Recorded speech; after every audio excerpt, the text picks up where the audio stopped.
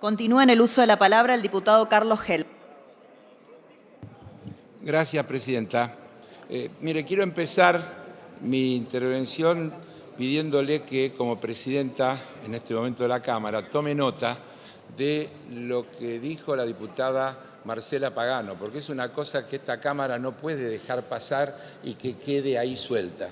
La diputada Pagano ha hecho una gravísima acusación respecto de la conducta del presidente de la Cámara de Diputados, y los diputados y diputadas que integramos este cuerpo tenemos derecho a saber qué pasó y a tener una explicación de lo sucedido. Así que le pido como presidenta en este momento que tome nota de esta cuestión que fue planteada. Yendo al tema que nos convoca, voy a repetir cosas que ya se dijeron, pero fíjese, nos están planteando que le demos acuerdo a un DNU, decreto de necesidad y urgencia, sobre un acuerdo que dice el artículo 1 de ese DNU de un programa de facilidades extendidas a celebrarse entre el Poder Ejecutivo y el Fondo Monetario Internacional, es decir, que no existe. Y en el artículo 2 del mismo DNU dice que el Poder Ejecutivo, en uso de sus facultades, suscribirá los instrumentos necesarios para dar cumplimiento a lo establecido en el artículo 1, pudiendo delegar esas atribuciones en el Ministerio de Economía. Es decir, que lo que en realidad estamos aprobando es un decreto de necesidad y urgencia que delega en el Ministro de Economía el derecho a suscribir sin ninguna limitación, porque no se conoce el acuerdo, dicho por el propio DNU, no se conocen las condiciones, dicho por el propio DNU. Es decir, hay una delegación de facultades que excede los límites de todo lo razonable. Pero además se apela a la idea de la necesidad y la urgencia. Y fíjese que cuando se habla de la necesidad y urgencia, uno quisiera saber cuál es esa necesidad y la urgencia. Dice el DNU que el Poder Ejecutivo se encuentra facultado para dictar decretos de necesidad y urgencia en situaciones de grave trastorno que amenacen la existencia, la seguridad o el orden público o económico, que deben ser conjurados sin dilaciones. Francamente, me gustaría, como mínimo, que nos explicaran cuáles son esas situaciones que está mencionando el decreto en sus considerandos, porque, que yo sepa, hasta ahora nadie las ha mencionado y son todas generalidades.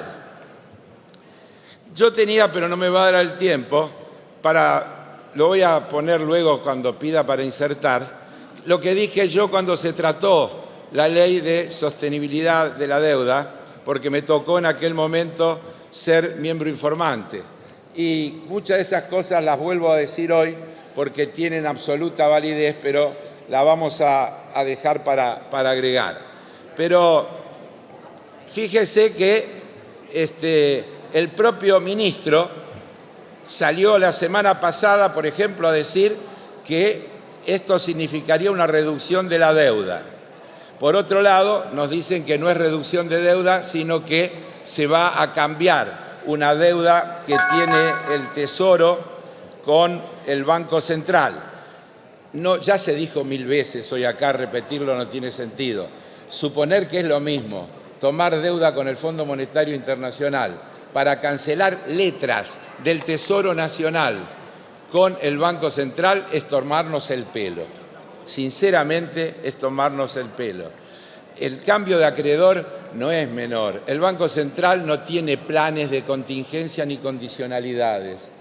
Ni hablar de que renovar, alguien lo dijo, un diputado preopinante, dijo, si venciera y no se puede pagar, parece mucho más fácil renovar el acuerdo con el Banco Central que el acuerdo con el Fondo Monetario Internacional. Y si no, mire lo que estamos penando.